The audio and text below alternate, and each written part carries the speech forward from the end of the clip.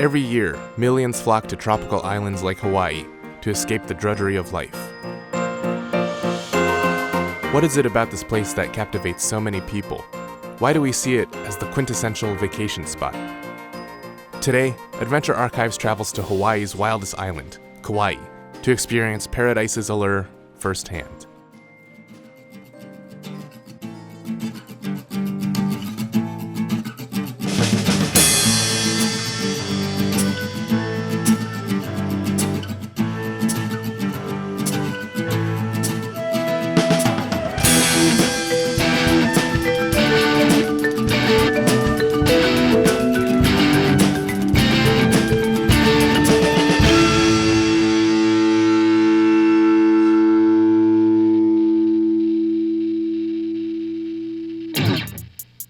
Our journey to Hawaii began with a frigid and early morning on the way to the airport. From the parking lot, we hopped on a shuttle and headed toward our gate.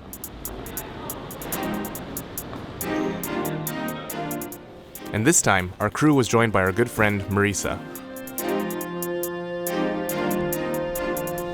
We boarded the plane and took off right at the break of dawn.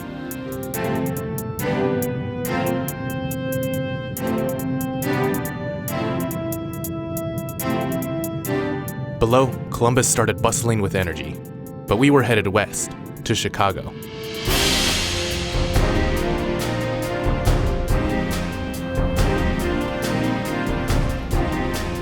I'd like to welcome you to the Chicago O'Hare International Airport. Here, it was substantially colder and snowier. But inside, things glistened with holiday cheer. But unfortunately, as soon as we boarded the plane, we were hit with a delay. Thank you for your patience. Just a quick de-ice before takeoff. We'll be on our way. After an hour delay, we were finally in the air, back to a familiar city, Los Angeles. And as the plane headed west, we saw majestic snow-capped mountains jutting into the sky, and the Grand Canyon cutting deep into the earth. Finally, we landed. Okay, so good news and bad news. Bad news, we missed our connection flight. There's no flights left for the rest of the day, so we're stuck in LA for the rest of the day. But the good news is, we're getting 4 rooms. We're getting a bunch of food vouchers that could be used here or the hotel. See, Andrew and I are the antithesis of each other when we're hungry. He gets in such a happy mood. And I just want to throw myself down these stairs. And so, we caught a shuttle to a nearby hotel. And thankfully, it was a very nice hotel.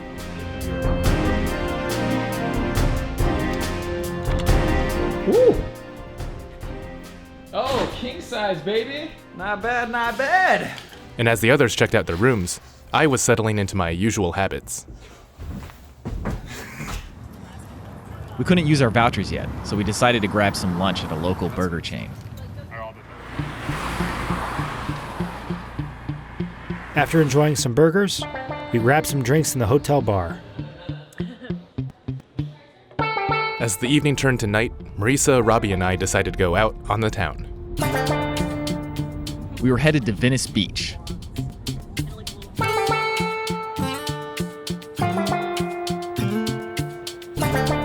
We went along the pier and saw Santa Monica in the distance.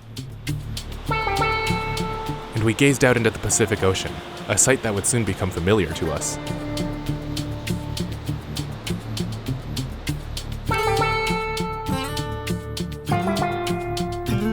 Then, we continued walking along the shore, and there was plenty to see along the way. We tested our strength at Muscle Beach,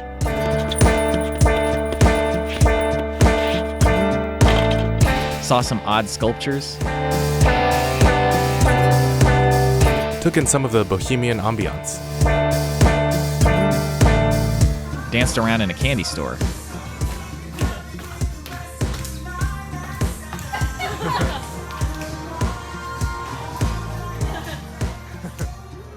and capped the night off meeting some of the local color.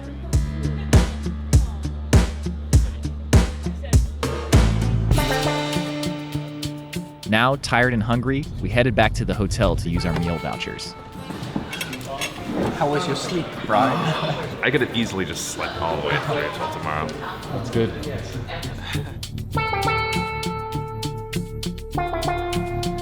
The next day greeted us with a brilliant sunrise. With a long flight ahead of us, we filled up on breakfast before heading out. Back at the airport, we ran into that familiar LA traffic. But before long, we were in the air.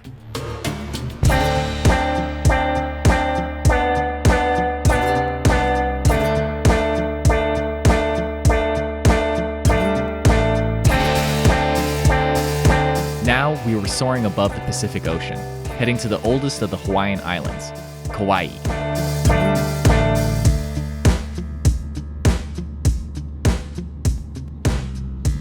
Hours later, we caught our first look of Kauai's beautiful cliffs and mountains.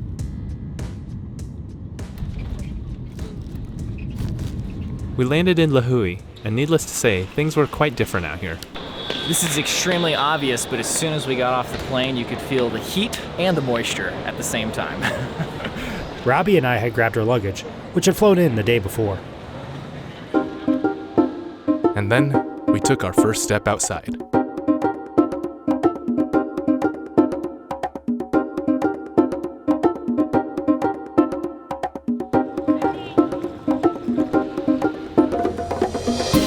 We hopped onto a shuttle, picked up a rental car, and headed out. We drove along the eastern and northern coast to Princeville, where we were staying for the night. All around us, prehistoric-looking mountains teased us from beyond the tree line, and thick vegetation grew densely. While Thomas checked in, the rest of us abandoned him, where we saw a cattle egret and some tropical fruits. Right, so we are at the hotel we're staying at, the Wyndham Kaiokai, and this is actually breadfruit. So breadfruit is a plant you can get in the market. You can kind of see where they've just been rotting on the ground. It definitely looks custardy. Oh, that is custardy. A little too custardy. Breadfruit, when cooked, tastes like fresh baked bread. What do you got, a coconut? Coconut. They're lying all over the ground, but this one's already cracked open. So there's really not much in there left. We were told we could take one with us to drink back at our hotel room, so we did. And what a hotel we had. Wow, dude, this is nice. Whoa, cool.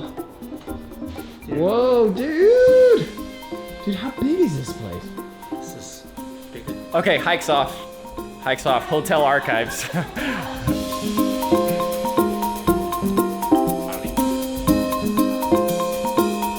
Wow, this is...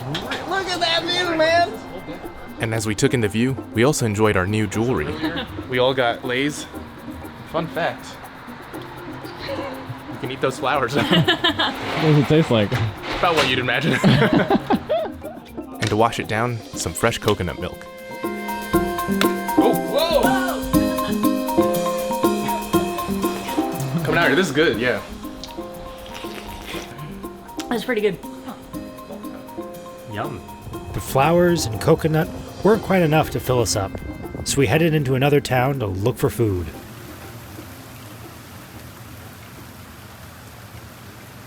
So we all got different foods. I got fish tacos, some sort of barbecue.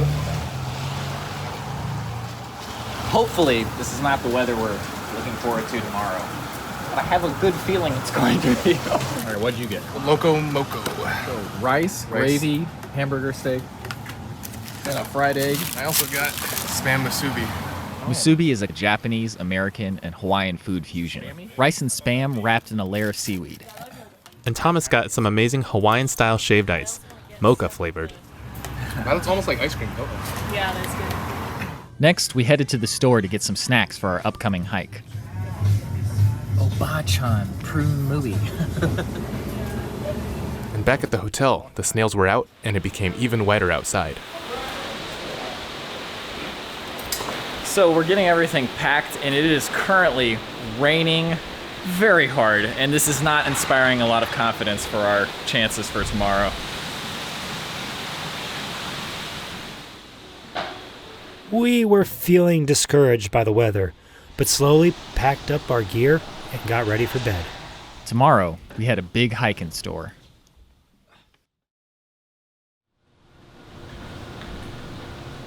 We again rose before the sun, as we had to catch an early shuttle to the trailhead. Okay, the weather is certainly not looking encouraging, but on the plus side, it isn't raining right now. So if that's any indication of the heaviness of the rain, then we might be in good shape. Right now it sounds still like it's raining a bit. Yeah, I think it's mostly just the wind. Yeah, hopefully it wasn't as bad as it sounded. Oh man, it sounded bad. We grabbed our bags and cleared out of the hotel room. Because there was no parking by the shuttle stop, we had to drive over a mile to the stop, unload our gear, then 1 or 2 people had to drive back to the hotel, park, and trek by foot back to the stop, all before 7:15 in the morning.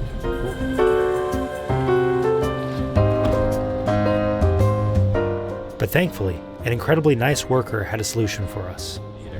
Okay, so turns out the person who works here, they're gonna help us out by letting us drive back, park our car, and then take us back here. So Thomas and Andrew are doing that right now. So far, still going according to plan. Because of her help, our morning went much more smoothly, and we were much more at ease as daybreak came.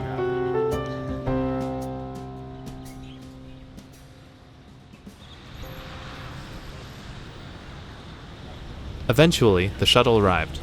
Whether or not we were ready, it was time to begin our adventure. And today we were headed to the world-famous Kalalau Trail. Excited? Kind of. Apprehensive? Both? I'm pretty excited. It's going to be my first real backpacking trip, so... Heck of a way to start. Oh my God. Oh, yeah. From Princeville, we drove along the turbulent North Shore to our very rainy trailhead. We're going to have a good time. We're going to have probably still some nice hikes.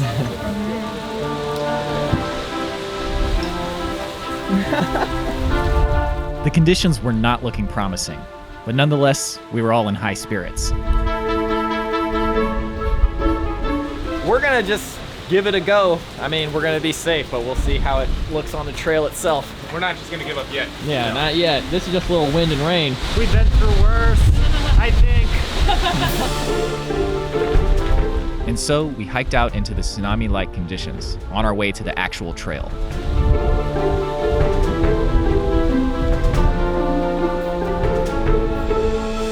It looks like we're going through a little garden of, it looks like taro leaf to me. Yeah, Hawaiians often cook their meat wrapped in taro leaf. That's the pork luau we had the other day. The mist and rain kept falling in sheets around us. But soon, we made our way into the forest.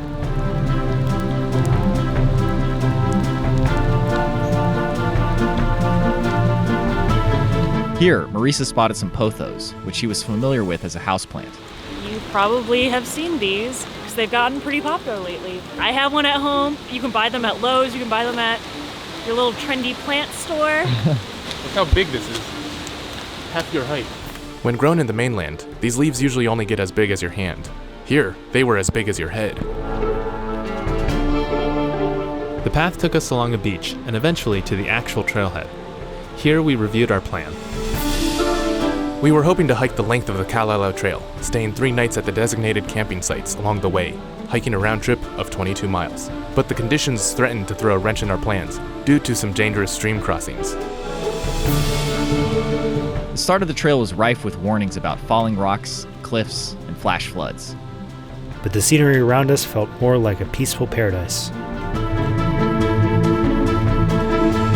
I have no idea what these berries are, but look how vibrantly purple they are. I feel like you'd only see color like that in a place like this. I do, however, know that these are wood sorrels.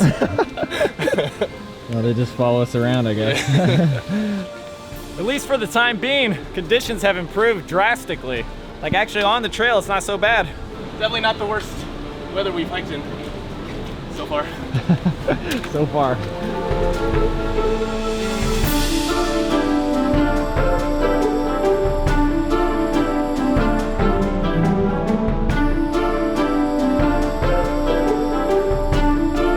Sights like that water and that wind, that'll definitely give you a healthy respect for nature. You're like, oh.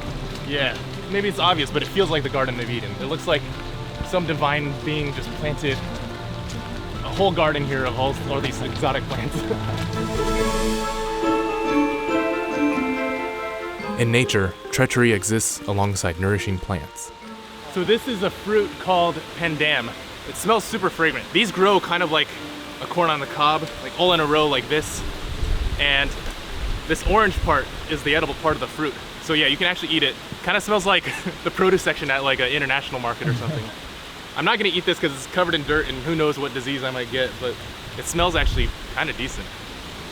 Yeah, it does smell like a produce section at a national market. We also saw the familiar ribwort plantain, a medicinal plant.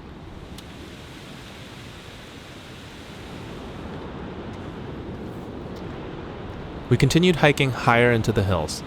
Below us, the blue waves of the ocean churned and crashed. And above, a small rainbow appeared in the cloudy sky.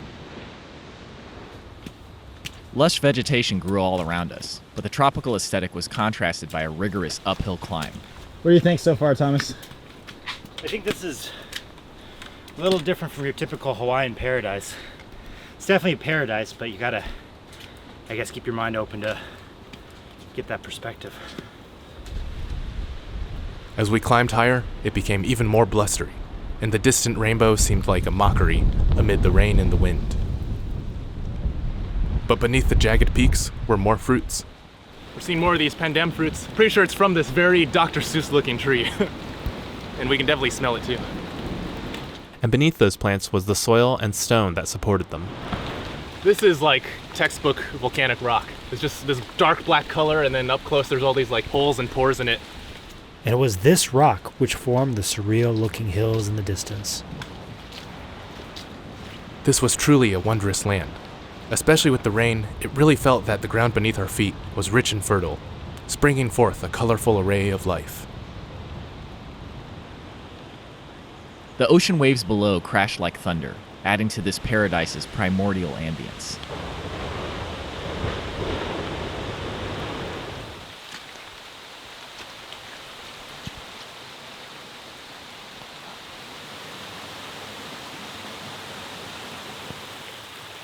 We continued along the trail, hiking along trickling brooks and emerging into open hillsides flanked by more vibrant flora.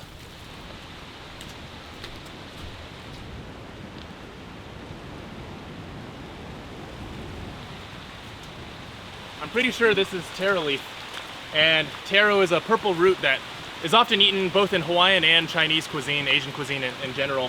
But what's really cool is look at how the water is just beating on this waxy leaf.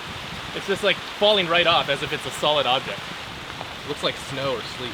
Whatever that is, we need it for our rain jackets. Yeah, let's get a big one and hold it above our head.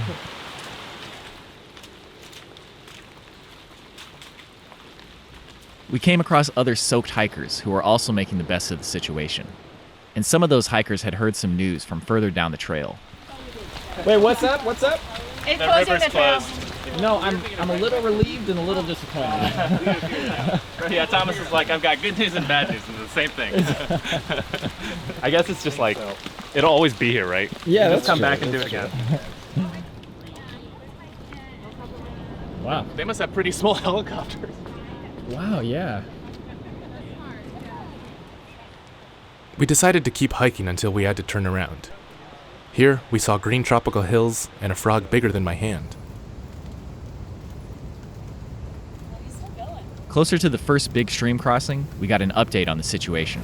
Okay, so the ranger was up here checking out the stream. It's definitely not safe to cross. The trail itself is officially closed, right? Oh, okay. He's going back right now to close the entrance. Yeah. He gave us two options. He said we can wait. He said there's people waiting down there for the river to get safer. But it would take a while. It would take a while. There's a lot more of the island I think we can see too. Yeah. So I think we have to be creative and try and fly by the seat of our pants here. It's funny because I was like stressing out about what the hike would be, but I'm actually really enjoying it so far, and I'm not too upset about it. It definitely being felt closed. good to get out and just move. Yeah. So we're turning around then. Yeah, well, we're turning around. Let's go check out the stream and then we'll go back. Okay. So we can have a snack down there. Yeah. We hiked down into the lush valley and passed over some small rivulets.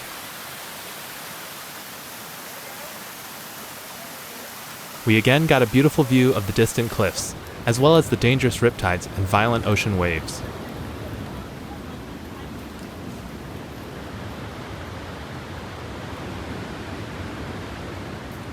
Further down the trail, we could see a small beach. So this is just warning signs for the beach, looks like. Not even for the crossing. Okay, we're starting to be able to hear the stream, and I think we can see it now. And Hey, that's not a stream. That's a raging torrent. The stream's current was rapid, full of white water and at least waist deep. yeah, that is not even close to crossable. No.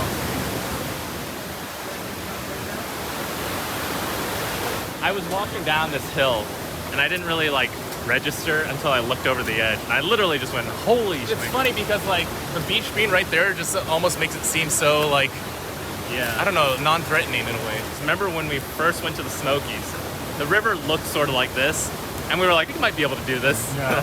It's like, we've learned a lot. Like, we were idiots back then.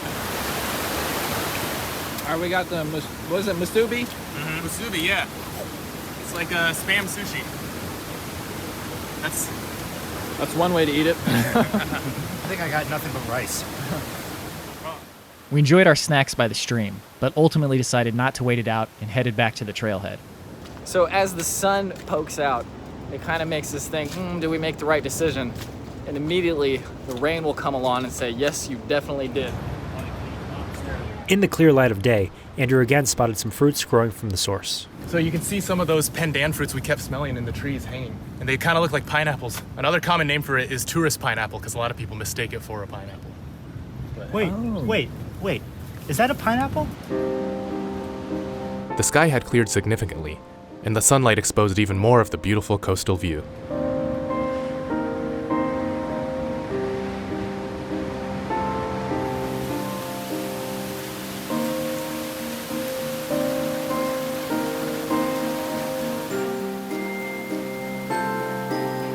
We trudged our way back up the hills as jagged peaks loomed in the distance.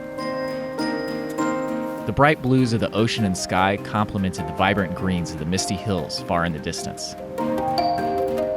Now, it truly felt like we were in Hawaii.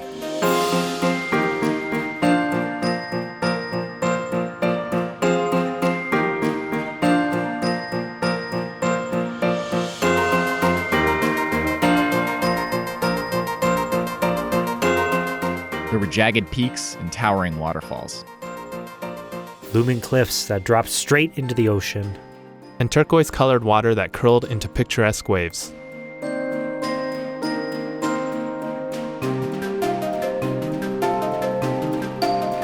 In Hawaii, there is no need for metaphor. No drawing parallels to ancient lands or comparisons to far-off utopias. When the sun is out and the ocean shines bright, you need not wonder what it was like living in the Garden of Eden. You are already there. Hawaii is not like paradise. It is paradise.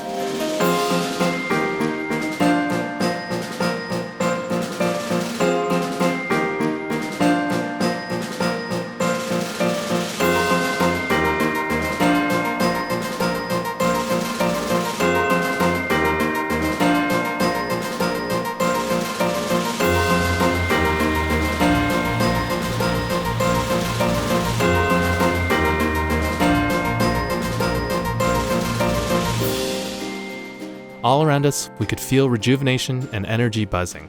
There was a real sense of verve and vigor emanating from the dirt, the trees, the moisture in the air. It felt like you could drop a single seed on the ground here and create a sudden groundswell of life.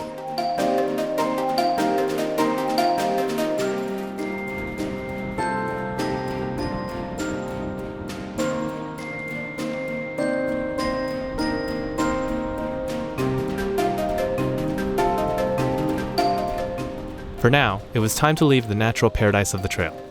We came back to the trail junction, which had been roped off and closed to the public. We rested and dried off in the warm sunlight before continuing on.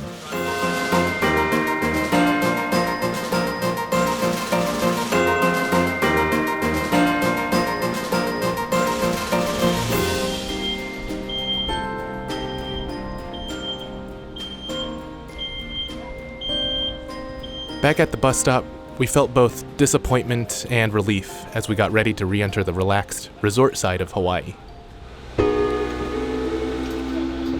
Whenever you call off a hike, there's always a twinge of doubt as to whether you made the right decision or not. Okay, it started raining again, so we immediately feel good about our decision. It's like while it was sunny, it was like, man, we didn't make the right decision. Now it's raining, we made the right decision. High five, everybody, high five. At least with more rain, we could feel better about taking a load off and embracing the slowed-down Hawaiian style of life.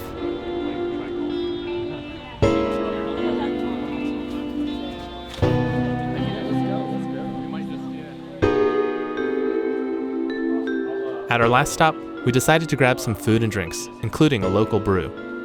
It is brewed in Kihei, Maui. It's good. Smells like a standard lager.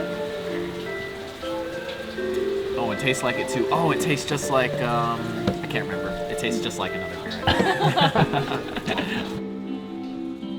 We had some decidedly un-Hawaiian food. There's a very nice crunch, very crispy. What? As we ate, a red-crested cardinal hopped around looking for snacks. After filling up on lunch, Brian and I left to get our car. Then it was off to get a hotel room for the nights we would have spent camping. While we waited for our room to be ready, we headed into town to wander around. We learned about Polynesian history and saw a starfruit tree. Back at our new room, we had a simple dinner from a market in town. All right, so we opted for a more budget and time-friendly meal tonight. So we got some poke. We got spicy tuna here for me and Thomas. And also, I am drinking another chelada, which, as we've seen before, is clamato juice. That's actually good. Now, is this supposed to be eaten with like rice and stuff, typically? It can be. I think traditional Hawaiian poke is without rice, but it's been kind of like infused with Japanese culture. That's almost like a chicken salad, but with raw fish. Yeah. Cheers, everybody. Plates. Boop. Boop. Fully back in civilization's embrace, we retired for the night. Our hike may have been canceled, but tomorrow, our adventure was just beginning.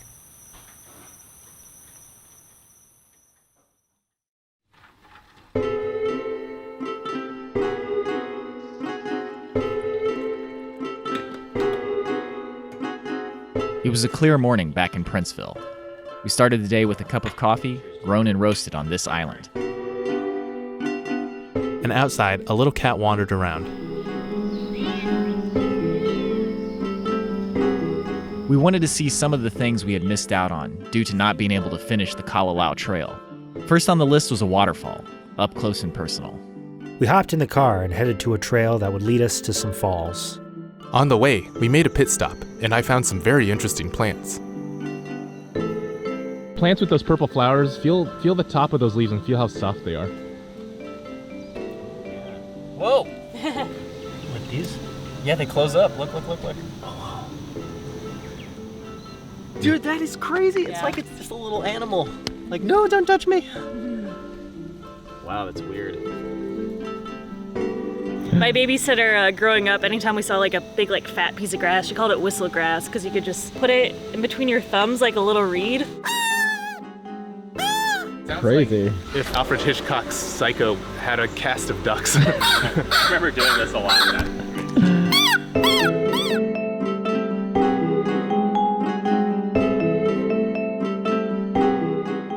Now, we continued our drive to Ho'opi'i Falls. The trail started in a residential neighborhood, and at the edge of a street, I spotted a gaudy flower. So this up here is a flower belonging to the passion fruit family, and it looks just about as passionate as you would imagine. Like, that is the most intricate looking, beautiful flower I've ever seen in my life. Looks like a little animal or something. Yeah, it looks like a weird, colorful, flamboyant spider. Yeah. So it's important to kind of respect the surrounding neighborhood here, because this is technically on private property, but they let you go on and check it out. So all over the ground were African tulip tree flowers. These are just all over the place. That's so amazing. This trail was also on sacred land, so we were being extra cautious as we hiked. Just off the trail, we saw some goats and another interesting plant. All right, do you have any idea what this is? I'm gonna guess that that's coffee. This is a coffee plant. Oh man. Yeah. Can you smell it? I got it literally in my nostril. Yeah, so these are the little berries that have the coffee bean inside. Wow, it's just growing wild here? I think so, yeah. I mean, I've heard that there are a lot of coffee plantations. See if you can smell it. I tried smelling it, but I couldn't. yeah, maybe.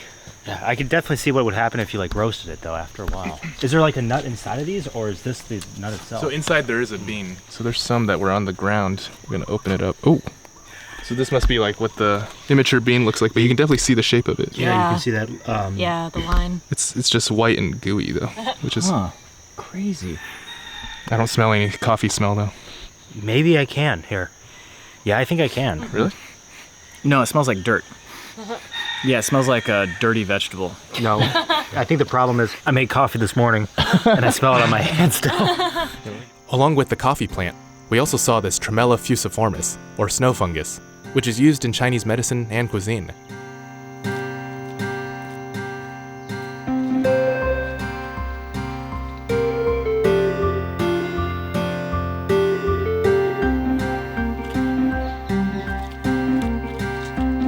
We continued deeper into the forest and did our best to keep stable footing. Yeah, this trail is super slick. This is just one sheet of mud covering the entire trail. This is like no place we've ever been before, but if you stop and you kind of squint your eyes a little bit, it really does kind of look a lot like the Midwest. If you look up at the canopy, it is like dizzyingly beautiful, just the way the leaves look so lacy. But these trees exhibit a phenomenon called canopy shyness. And what that means is when you look up, you can tell that the leaves from one tree avoid touching the trees of another tree. So you can actually kind of see these channels form in the canopy where it kind of almost outlines the shape of each treetop. It also just kind of looks like psychedelic if you look long enough. With all this rain that we're getting, one of the important things to remember is that flash floods could happen any moment. One of the good sayings is, if you are standing here and you see the water go from clear to brown, turn around.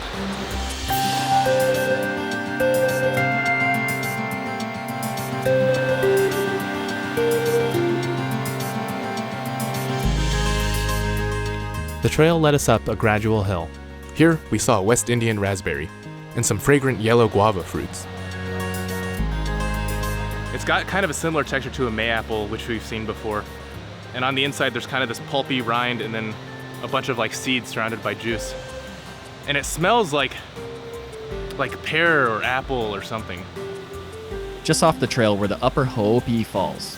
But we continued on, eager to see more.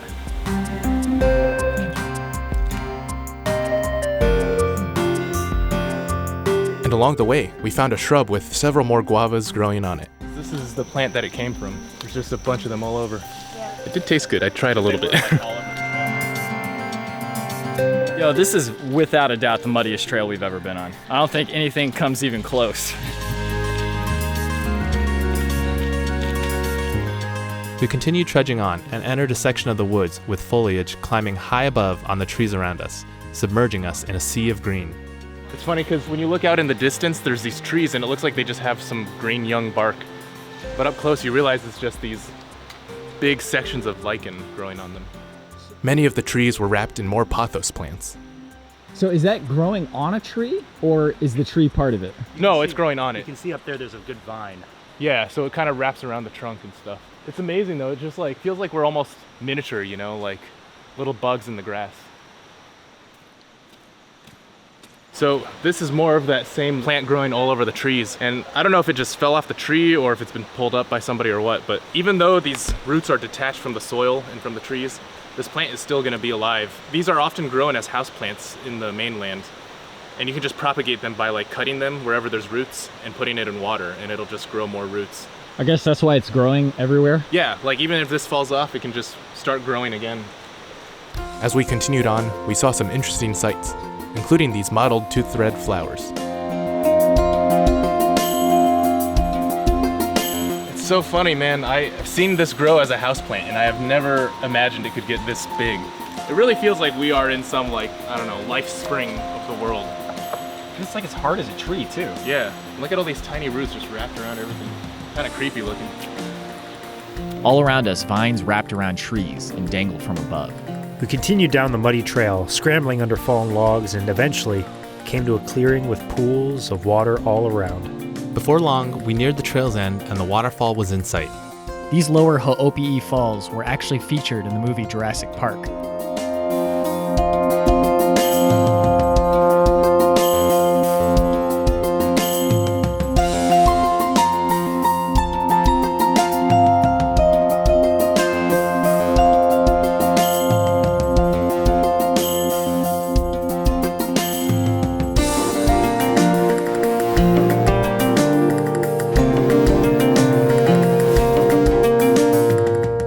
beyond the falls, the forest stretched for miles.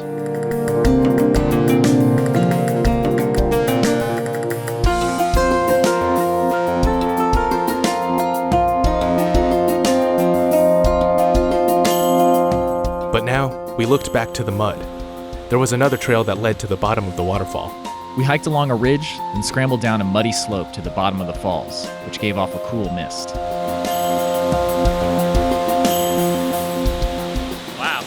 Oh, that feels good already. I know. I haven't even gotten to the water yet. Got that nice breeze. You getting in? Oh,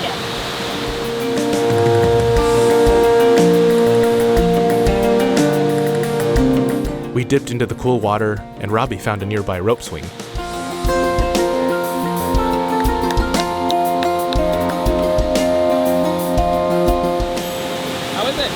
So good. It's cold, but it's exciting. It's so good on the mosquito bites, just general hot and swingy. Yeah. I have forgotten all about my mosquito bites.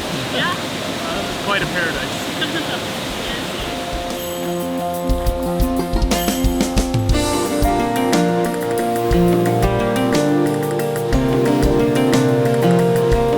Oh my God, that water, instantly all the bug bite itch just went away. You're like, oh, thank God. It's starting to come back already though. After a relaxing time by the falls, we clambered our way back up the muddy hill that led to the trail.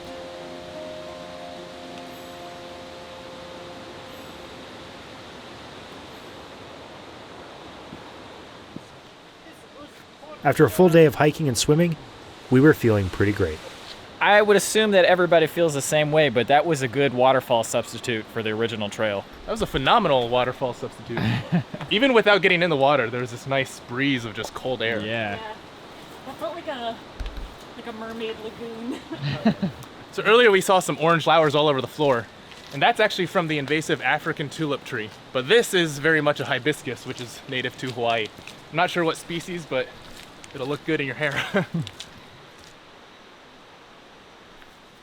We backtracked along the trail through the forest, and it was just as beautiful and muddy as before.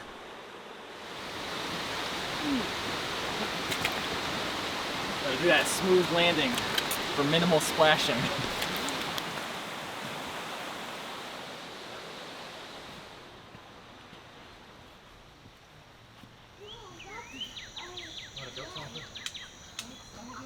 On the way back, we caught some glimpses of animal life, including more goats frolicking in the nearby meadow.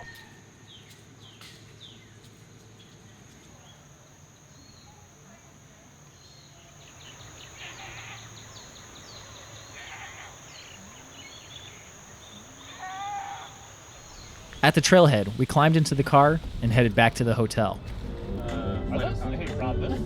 Back in our room, we booked tickets for a luau and relaxed with some afternoon beer. Then, we stopped by the hotel lobby for some free Mai Tais.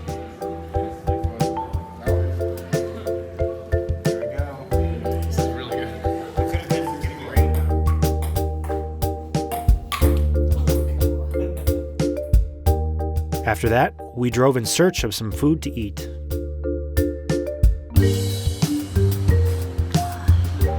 So some dude on the shuttle was talking about this Leon's Meat House that had good poke, but we got here like an hour before they closed and they already ran out. So we got some balls and we got some cookies. We have a ball? Yeah, you can have a ball right now. So we got a crab ball and a tuna ball. I've actually had these before. Oh, it's good, right? That is both Ono and Oh Yes. Then we went to a small shopping center to find another restaurant, but the entire place was closed down. By the end of it, we settled on a burger place next to the shore.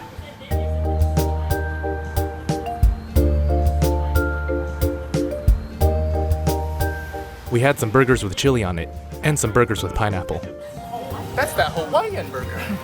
I am so glad we're not backtracking right now, guys. Are those fries? This is the very last fry.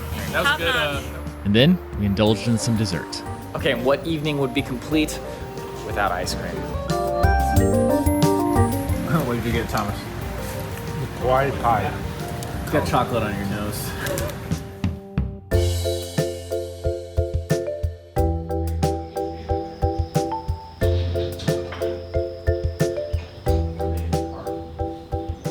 The next morning, we had some coffee and breakfast before heading out.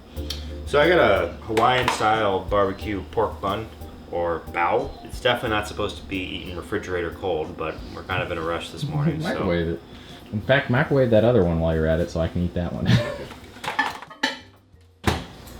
Not bad. It's kind of sweet. Like you.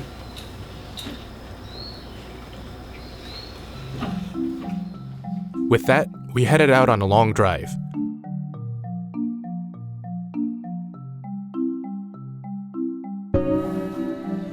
We stopped to get some food, Saimin, which is a kind of Hawaiian ramen, and some bento boxes. We were headed to the other side of the island, towards Waimea Canyon. Okay, after what feels like being in the car literally all day, we finally get something to do. This is the Waimea Canyon Overlook. Let's go check it out. In the parking lot were some chickens and baby chicks. From the Overlook, we could see the canyon in all of its vibrant colors. The red rocks, green vegetation, and the distant blue hills and hazy mist.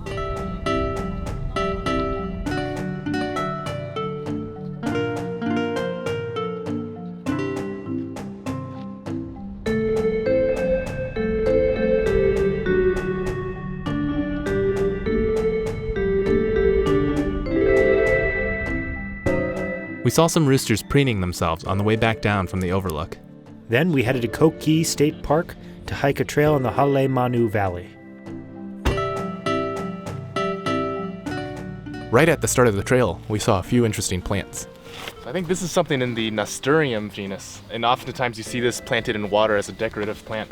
And this is something in the Rubris genus, which is where blackberries and raspberries lie. No berries though. I don't want to get ahead of myself here, but I'm very glad there is no mud whatsoever. I mean, I'm just happy to finally be moving. We have done literally nothing but sit in the car today. It's funny how exhausting doing nothing can be and how much energy actually moving can give you.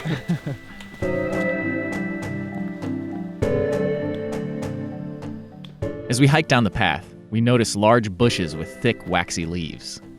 Every time I'm in the Smokies and I see all the rhododendrons, I'm like, wow, this feels like a tropical forest, and it's because of stuff like this. You always associate thick, waxy plants with tropical climates. Huh? Is this biome technically a rainforest, or is it just tropical, or? I think most of Hawaii is definitely a rainforest.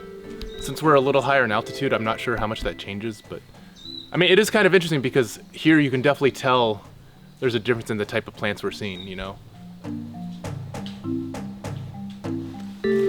We also saw beautiful acacia koa trees all around us in the distance. Whoa. Man, the shape of those trees, the way it's just like bare, like silvery bark with little leaves right at the top. It looks like some sort of like Art Nouveau painting or something. Yo, we just passed two people who were covered in mud. Do we know why they were covered in mud? Is that a fate that is awaiting us, or Rainbow style? Along the sides of the path were even more plants of note. I found these plantain leaves. These are all over the US as an invasive plant. These are like as big as burdock leaves back home. The only other place I've seen them this big is in a Midwestern forest in the summer, but even then it's rarely that big. It really does feel like you just like drop a seed here and it grows like exponentially. But it's also funny because if you look like just up at the sky right there and take that little snippet, it almost looks like you're out in Colorado in the mountains or something. Because there's just like pine trees and a blue sky. It's such a weird environment. Okay, unfortunately it looks like Thomas spoke just a wee bit too soon, and there is plenty of mud on this trail. The path now took us deeper into the trees, and we carefully avoided muddy puddles. Whoa.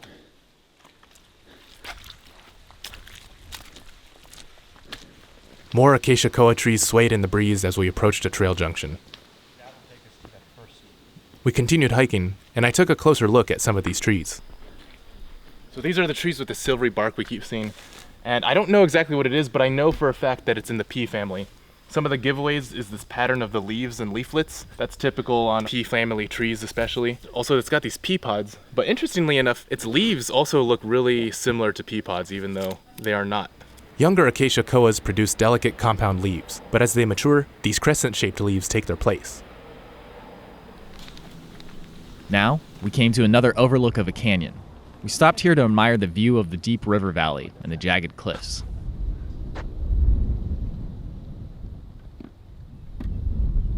As we enjoyed the view, a helicopter tour flew through the canyon.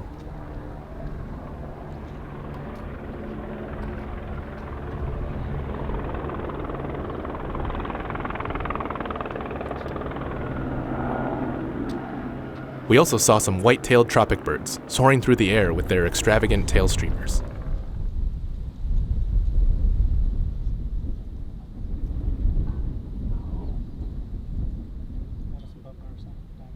We continued along the trail, hiking further into the woods. There was more of the canyon to see.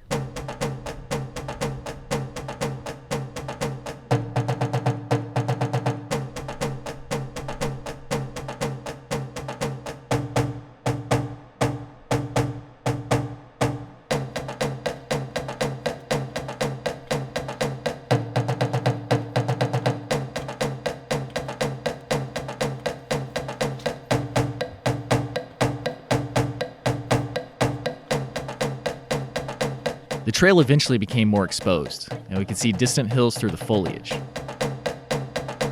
And then we came to a section with large boulders and wide dirt paths.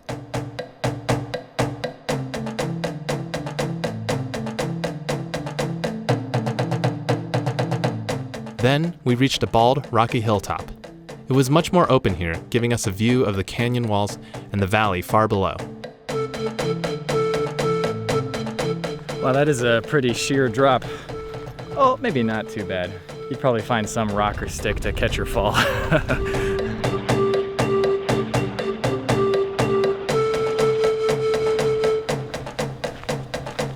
Actually, all things considered, it's not too scary compared to some other places we've been to, because it's not like a super sharp drop off and there's another ledge to kind of block the view. Yeah. So you're like, oh, okay, yeah, you know. A little bit of a false sense of security. It's terrain like this where you always want to like turn your feet sideways and kind of go down that way so you can just control your gravity and your traction. Reminding us not to get overconfident, we passed by a memorial for a fallen hiker. And eventually we came upon Waipo'o Falls. All right, there's not a whole lot of room here, but I want you to check this out. All right, let's go check it out.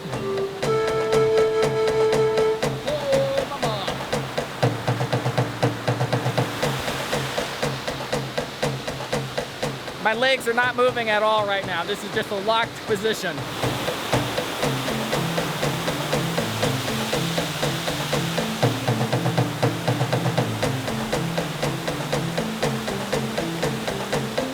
Beyond the waterfall was a view of cliffs with strange rock formations.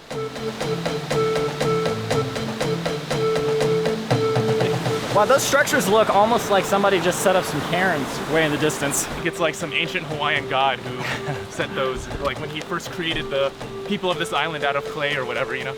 Like you can really start to understand how mythologies get built. When you see stuff as weird as this, you're like, that couldn't just be random. Yeah. Had to be some sort of island god. After enjoying the view, we headed to a second waterfall further upstream, located in a little grotto.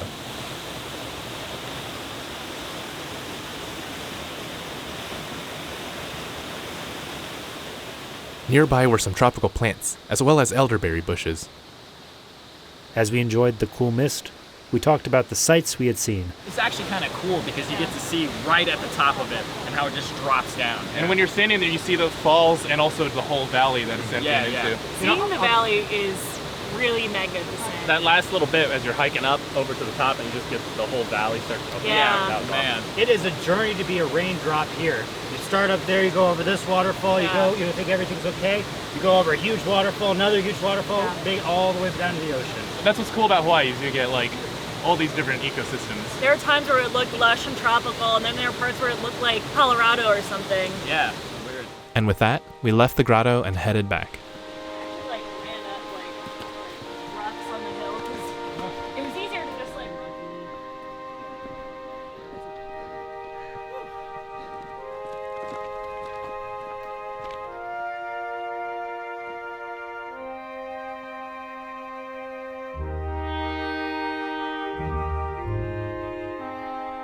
We left the bald hilltop and hiked onward until it was far behind us, blending in with the rest of the grand scenery. I saw people walking on the hill. I was like, how'd they get there? I realized that's where we were just now. That big, bald, rocky hill. That's crazy. I didn't see that at all on the way in. Yeah, me neither.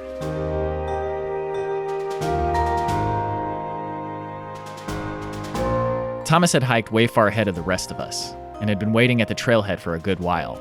Thomas just said he gave some hitchhikers a ride and then came back. That's how long he's been here. I thought about cooking up some like noodles for you guys when you got back, but After we were all back, we piled into the car and headed to our next destination.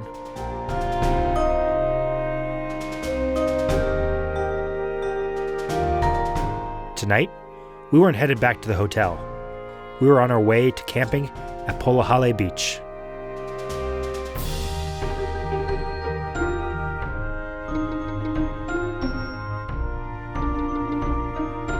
And the last 3 miles of the journey were a little bumpy.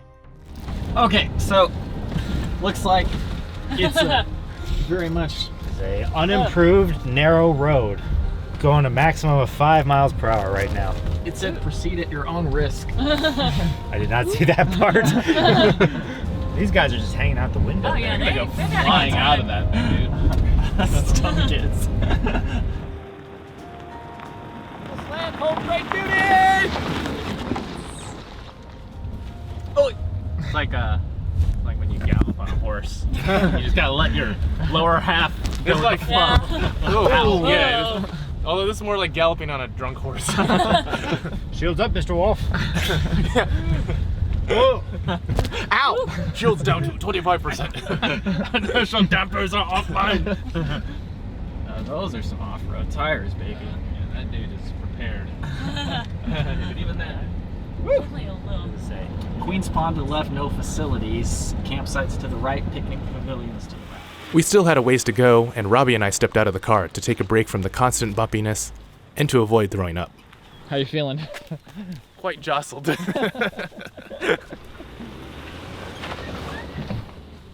They really aren't even going that much faster than us, and I'm going at a very relaxed walking we're like pace. sauntering.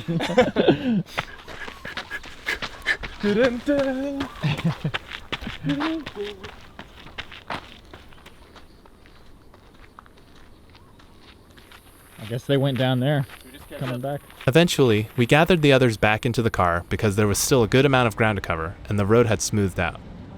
We arrived at the beach, grabbed our gear, and excitedly headed towards the ocean.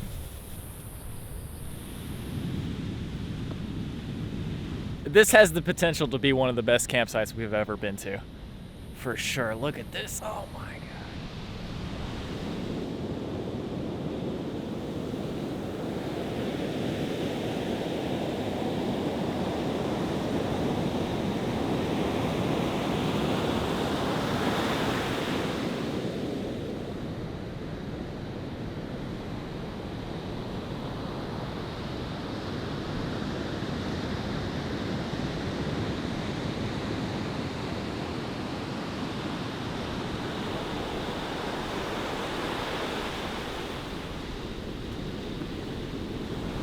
You're not afraid you're gonna get swallowed up by the waves? Like maybe a little bit, but it feels pretty good, especially after that car ride. As we watched the sun set behind the ocean, a rainbow came out in the valley behind us. Once again, we remembered that we were in paradise.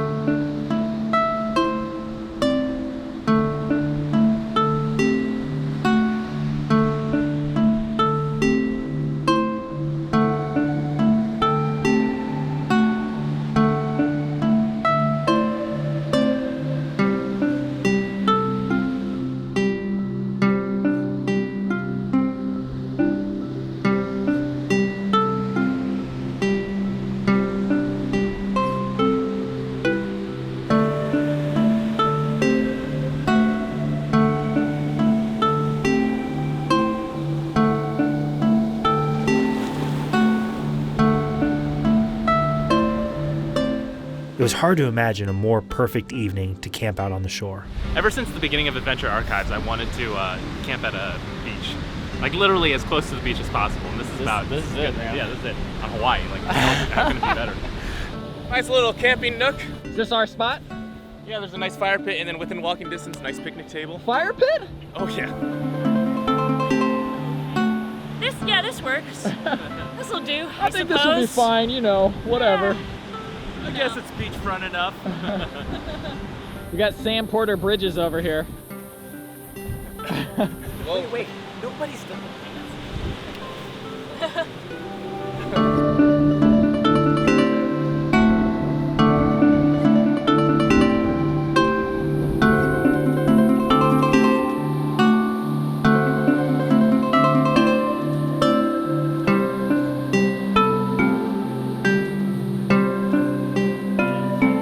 And as night fell, the tarp that Andrew had pitched was looking less and less promising. You guys think this is actually gonna happen? I'll live. Well, it'll be an experience. Andrew just said I'll live with no regard Yeah, for he Marisa will. whatsoever. I might not, but you I'll know. live. I don't know about her. I'm sure she'll be You fine. know, I'm not that important, I guess. Yo, that rain is coming. That rain is coming right now. I'm getting in the tent. Good luck to everybody else. Wow, that came with the quickness, man. So we are under this really, really windy tarp. It's very sandy. It's very wet. It's not cold though. On the other hand, most people get hypothermia in the summer in Miami, so we'll see how we go. There is sand everywhere. How sandy is it in the tent? Not very. Okay. Oh no. A little bit. And you know, my skin will be so exfoliated in the morning. That is really true. We're gonna be glowing. All right, well, I'd love to hang out, but I'm gonna go back to my waterproof tent. So see you guys later. Eventually, Marisa retreated to the tents. I'm sorry, Andrew. But also, I'm not sorry. Andrew's more conditioned to this. Andrew just has no pain It's like, receptors. listen, I could deal with it tonight, but I know I don't have to, is the thing. Well, I've been abandoned. I can't imagine why. I don't know why anyone would want to leave this tarp. Thomas, I'm telling you, you're going to regret your decision if you join me. The sky cleared a bit, and Andrew and I sat out to watch the stars. I don't think I've ever seen stars like this. Especially, I've definitely never seen stars like this over the ocean. Wow, this is truly incredible. This rustic tarp ain't feeling so bad right now. And as always, the sight of the Milky Way put us into a more philosophical mood. Whenever you look at the stars like this, it always inspires like that sort of like universe talk at night. Yeah. Who hasn't had a good universe talk at night? It's like, I really, really hope that somebody who's next to that star is looking at my star at the same time. Although that light is really old, so maybe not. Maybe they're long dead. Or even better, I'll be long dead for them, and they'll be looking at my star. That warms the cockles of your heart. I think there is this deep human or even just fundamental instinct of wanting everything to be connected. Yeah. I don't know. You can look at the stars and you can either feel small and alone, or you can use it to make you realize everything is connected. Like all of these lights coming into our sky. It definitely does give me a sense of comfort, because it makes your problems, you're like, oh man, it doesn't matter that much. Look how big the universe is. Nobody really cares what happens here. Yeah. Sometimes it's important to have an almost dismissive, laid-back attitude, to take life in stride and continue being relaxed and kind to people the best you can. That's the kind of attitude you encounter often on Hawaii, whether in the towns or under the stars.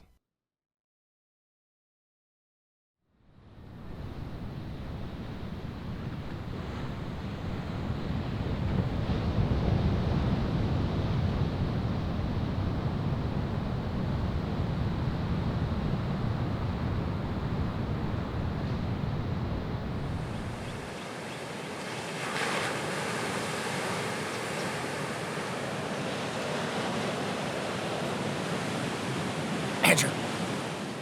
The sky was lavender-colored at dawn. We decided to stroll down the beach and take in the peaceful ambiance.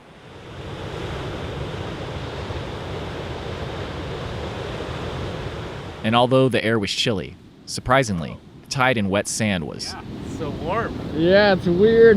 The ocean made it warm? Yeah, go get in the water. It's actually warm. Whoa. It's really weird. The warm, bubbling sea foam was comforting as it embraced our ankles. Not nearly as bad as you would ever think. Wow, that's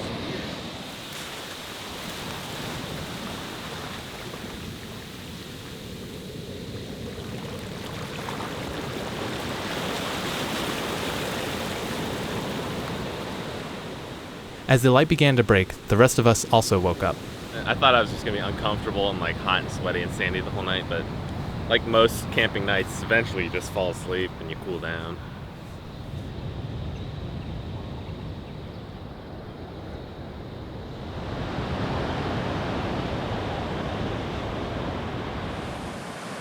The morning sun started to illuminate the clouds. Back at camp, we grabbed some equipment to prepare breakfast. We were having some pasta, sent to us by our young viewers, Ryan, Sam, and Alex.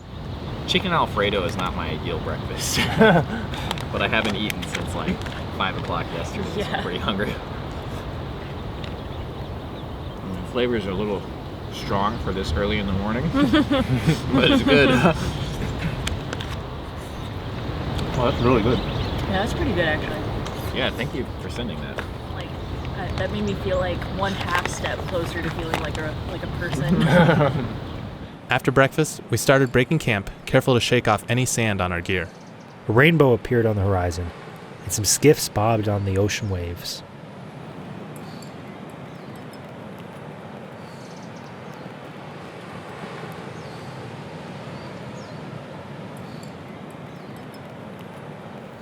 We washed as much sand off as we could, then crammed back into the car. It's literally my nightmare to get into a cramped car when you're wet, let alone wet and sandy. Oh, you open the windows at least. How did everyone sleep? Not comfortably. I slept fine. The thing with the tarp is that all you can do is lie there and close your eyes. And with that, we were back on the bumpy road. Although the views of the morning light were beautiful, the 3-mile ride over super rough terrain was a bit much. Yeah, we're getting close. I feel like if you were a little kid, you would think this was like really fun. This is so much fun. It's like going to Disney. It's so fun. I mean, it's fun except for the brain rattling around in my skull. Yeah, it's fun minus like the whiplash. If I didn't have to like worry about slamming my head into the window or Maurice's cranium, then I think it wouldn't be as bad. It's okay. Andrew already like elbowed me in the eye last night, so. It's my bad. But finally, we neared the paved road. Guys, we made it. Almost. Oh, wait, don't break the car on this last one. Just immediately, like, the car just deflates. And we're back. Ooh, wow. Oh my god.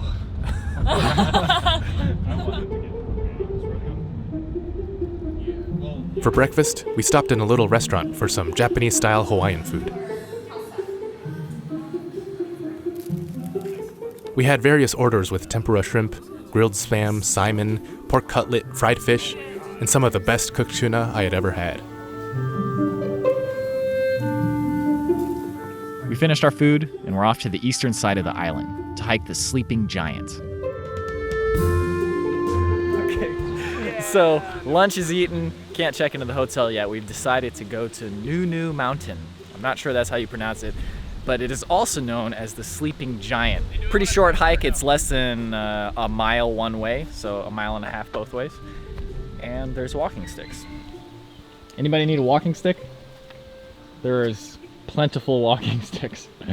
We've also reached new territory because most of our hikes, 3 days and 2 nights, and we've been out significantly longer than that and gone on significantly more hikes. It's ironic, we didn't do our full backpacking trip in yet. It is kind of like a lot more than... It's way more, yeah. This hike started in another peaceful residential area, and near one of the fences was a very utilitarian plant. We've seen a lot of nice tropical plants, but one thing I did not expect to find was this, which is a cotton plant. And you can see here the nice fluffy balls of cotton. Ooh, that feels very fluffy. I want to feel it. Oh, wow. That is so soft and nice. So we've had our first casualty. Marisa saw the condition of the trail and she was like, well, I'm staying in the car. The trail was very slick and muddy, as was the theme for all our hikes so far. Eventually, the trail led to a grove of prehistoric-looking Araucaria pine trees. Here, we passed by a boulder adorned with Christmas decorations.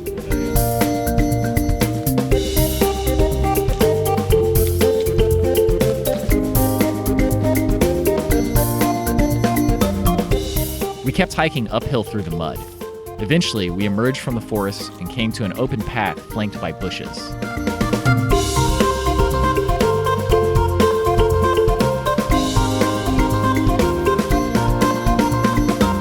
This is gonna end up being a pretty short trail, but I'm pretty sure that Marisa definitely made the right choice for herself because she had a problem with the uphill yesterday. She'll definitely not enjoy this. Going uphill on nature's downhill escalator. Every step you take just sloshes you back down a little bit. I found another yellow guava, though it was a slightly different color on the outside. Got the same kind of insides, but the outside is kind of a rougher brown. I don't know if it's just a different stage of maturity or what, but this one kind of smells like a kiwi. Tastes like a kiwi too. This is like straight out of a game. I feel like I can see the whole island. You can, I think.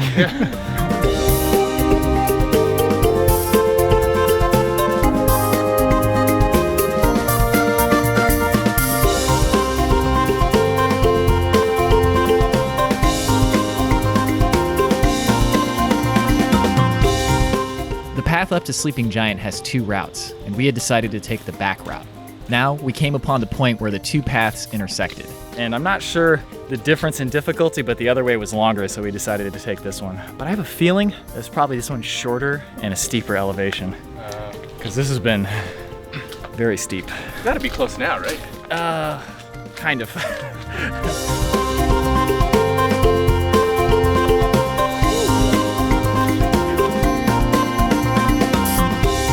Okay, so this is just a false peak. You gotta keep going up here a little more and then get up to there.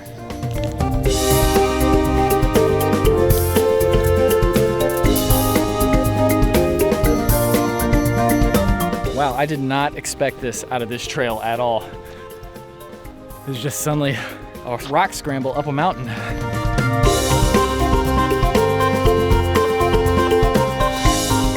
And at the end of that scramble was a wall that we had to climb up. Wow, dude, that is crazy. This reminds me of Mount Katahdin. We waited a bit for other hikers to climb down before going up. This is almost 90 degrees. How was it, Thomas? As long as it's not that bad. Going down is going to be a little trickier.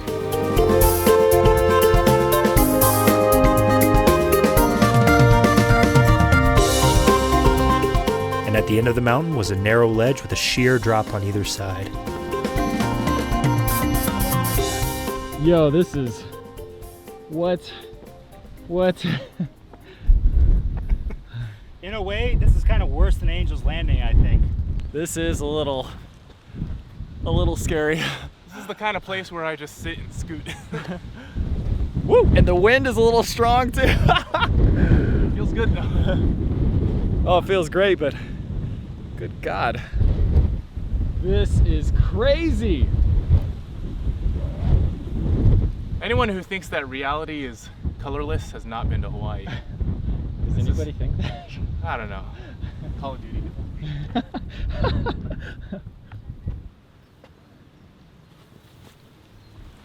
Yo, this is crazy, man.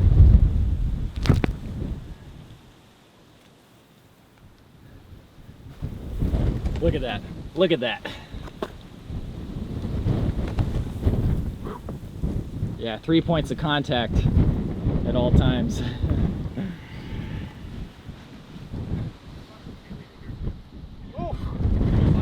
I almost lost my hat there. Hey, the irony is we didn't get to see Crawler's Ledge on Kalalau, but crawling on a ledge. Yeah, I think for the most part, we've kind of gotten a good substitute from each trail. Holy cow. Wow.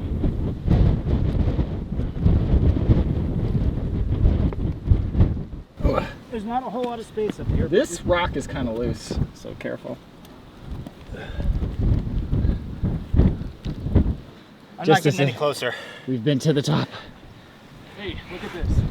We saw one of these at the Kalalau trailhead, but it's a piece of rope made of some sort of plant. Oh, sweet. This must be a traditional thing. I'm gonna leave it here. Oof. Wow. Yeah, Usually I don't get shaky legs, but now I'm like, ugh. Brian, you still coming? Whoop, whoop, whoop, whoop. Wow. Look at this dude. This is the type of thing that you see from a distance. You're like, I wonder if you can go up there. Absolutely worth it, but a little bit terrifying. The wind is not helping at all. Let's look at my sunglasses. Okay, good. Wind is a little nerve-wracking. Yeah. I think I'm fine right here. Yeah, I was gonna say, don't feel like you have to come out here because it's more or less the same here. We do need to look up what the sleeping giant thing is. I think we're on it. I think we're on the sleeping giant.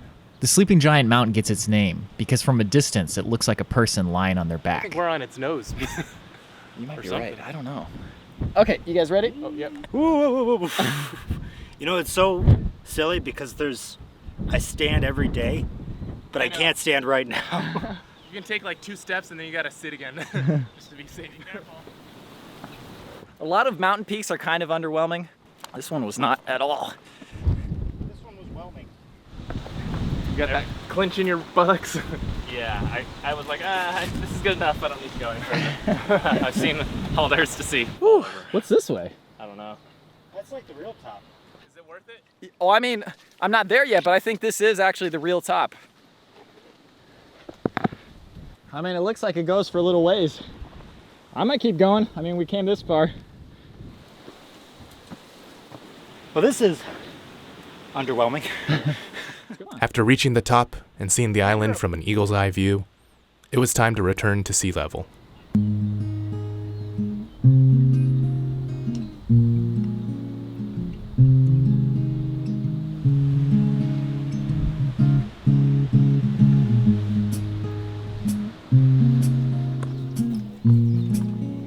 Okay, there is still the matter of getting down, which is not the easiest, but can be managed. There were other hikers on their way up, and we gave them some advice for the top. But if you're afraid of heights, just, crawl. All right, here's what we're gonna do. We're gonna take that corrugated sheet metal, fashion it into a sled, and ride our way back down the mud. On the way down, we noticed arrows carved into the trees pointing the way.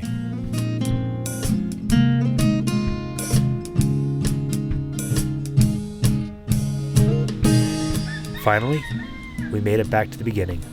Without a doubt, the muddiest trail I have ever been on. Also, deceptively long. 1.7 round trip, but it felt much, much longer than that. Is that really 1.7 round or 1.7 up? Woo!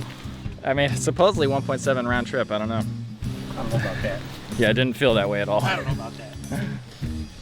Back at the car, Marisa was living a life of luxury. You definitely made the right decision. That is good to hear. I already knew I made the right decision because I've gotten to see a lot of dogs around here. So much for those shoes. Yeah, I'm just gonna hose them off. You just got brown shoes now. All right, let's get out of here. When we returned to the hotel, the sunset illuminated the clouds in an orange light.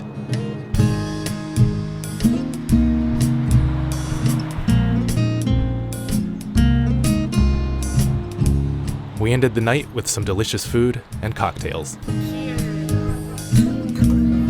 would be our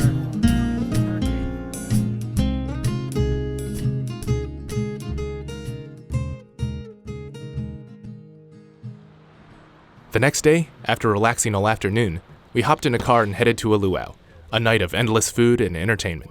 But by now, we had gotten a little too used to the resort lifestyle. And it's not on the beach, so already a little disappointment setting in. Unlimited seafood, watching people dance on a tropical island. As we got closer to the main area, we heard some rhythmic island beats.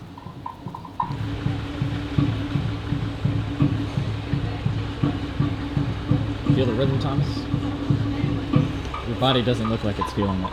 I feel like if I try to dance, it'd be offensive. So I don't know what to do these days.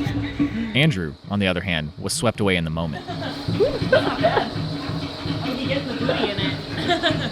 It's just like my friend AJ, actually.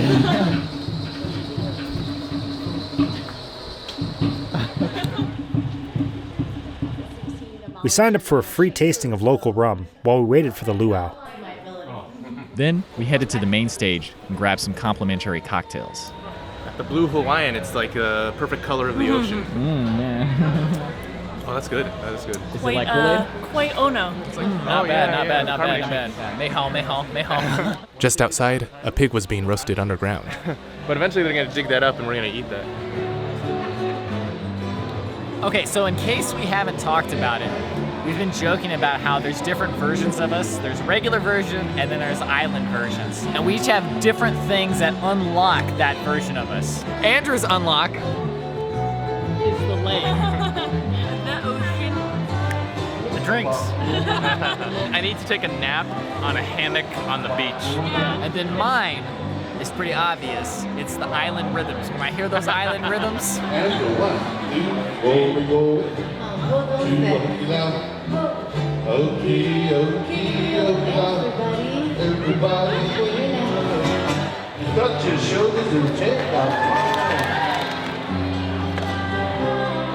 After dancing, the pig roast was uncovered and the luau began.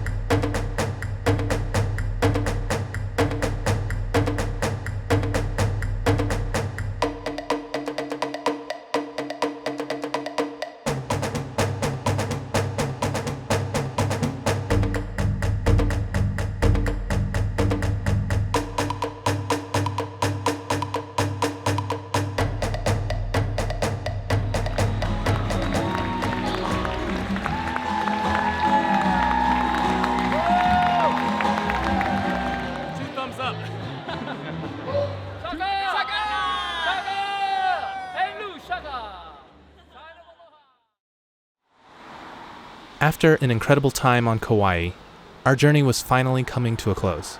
Tonight, we would say ahui hokako to Hawaii and fly back home.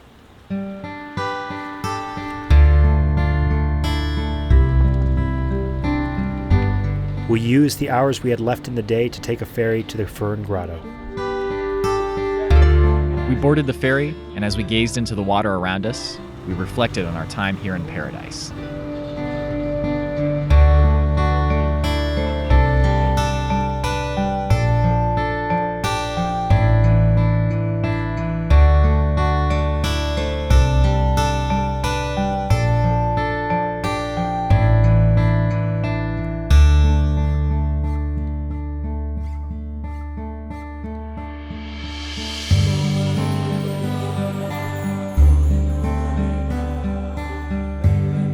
There's no denying that Hawaii is the quintessential island paradise.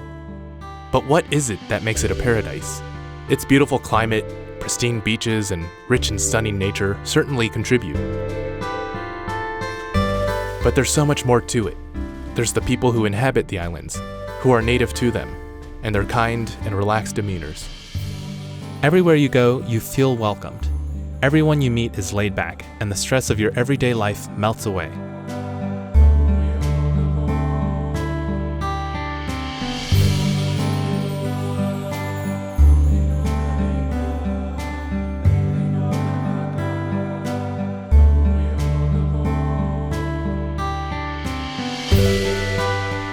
But there's another side to paradise. Any place this beautiful ends up filled with tourists like us, with resorts, and with a clash between the sacred and the profane.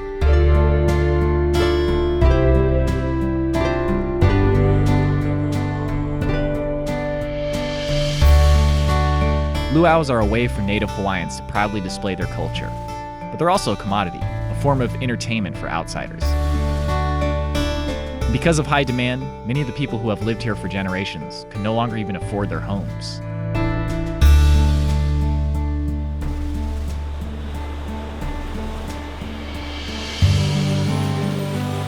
We aren't going to tell you not to come to Hawaii. After all, we just had an amazing time here.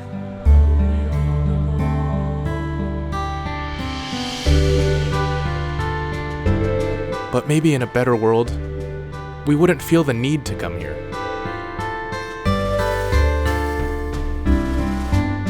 In a world where the aloha spirit is everywhere, where people don't feel the stresses and anxieties caused by our current society, and where we're able to be a little more relaxed about life, maybe we could see that paradise can be anywhere we want it to be.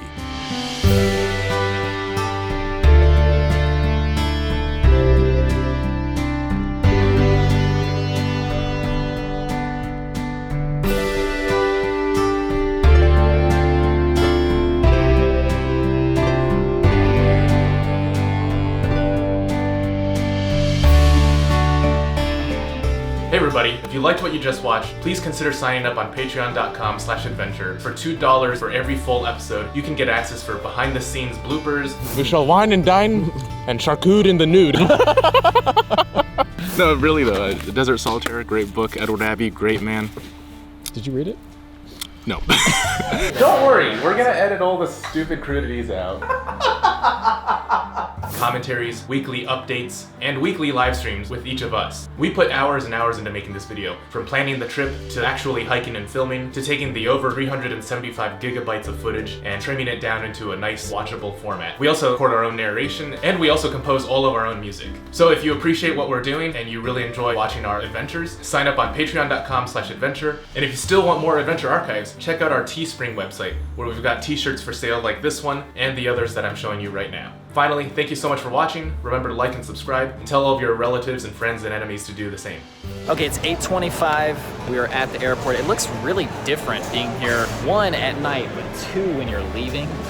I don't know, maybe it just feels different. Our flight's at 11:37, so we got 3 hours to kill in here, but we're all good to go. You ready to go home? Oh, I'm so ready to go home. I am ready to go home and see my dog.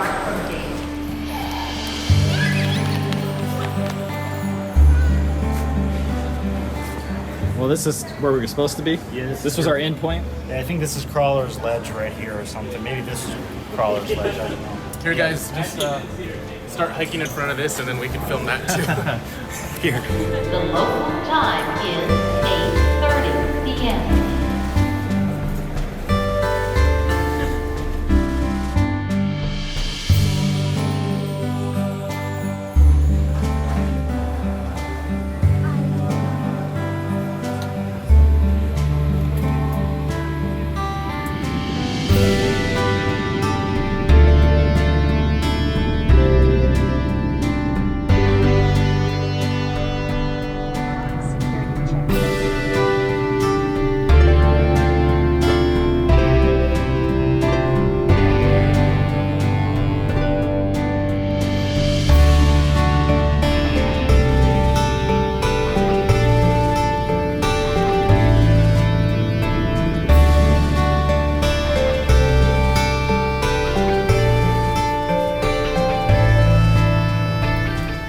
How red my red eyes are. Is a red eye true?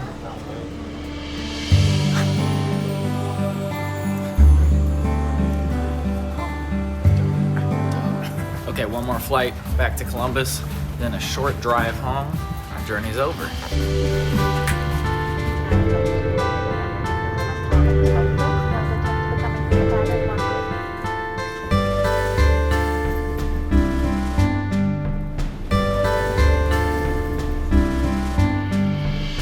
A lot of stuff. Yeah. This is much, much colder than what we're used to. It is a balmy 32 right now. Okay, we're finally back. We got snow on the ground. What a change in environment. We're all gonna go our separate ways. I gotta pack up, get out of here. I still have a 3-hour drive left. Thomas? Yo. It's been real. I'll see you later. You heading out right now? No, I'm going inside. I'm going inside too. Oh, okay, well, I'll see you inside. The Adventure Archives cat. Mm-hmm. All right, well, I got to poop. Good job, guys. Good. Congratulations on our libation of our successful shared narrative. I demand you leave at once, sir. You are breaking and entering. Oh, dry up, Anne McBride, you old prune. I haven't seen you since you were a baby, Aaron Jones. Who are you? Dan Volkins, keeper of Milla and Sam. School of Wandering Without Being Lost. Of course, you know all about that. Sorry, I don't. No? Blimey. Haven't you ever wondered where your mom and dad learned it? Or your friend Sarah Avery? Learned what? You're wizardary.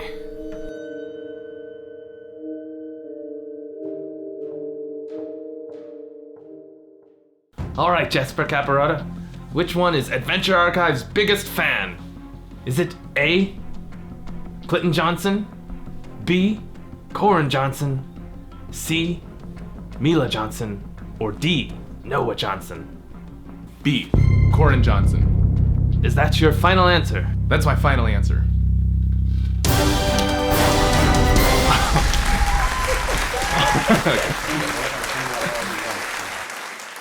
Shoutouts to John and Lisa Truitt. Thank you for the frog togs. I'm sure they'll come in handy.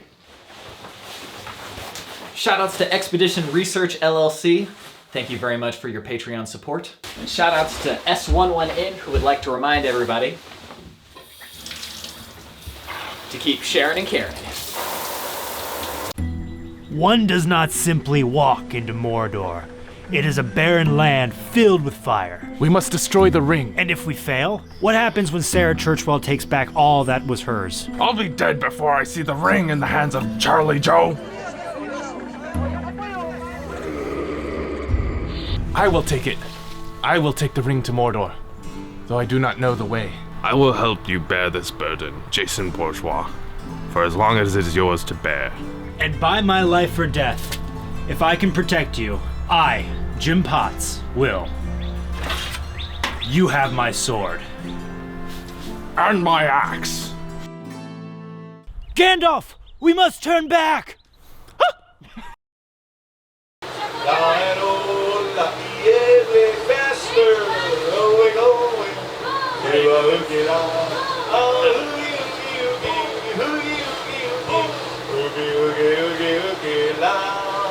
You do the hokey pokey, turn yourselves around.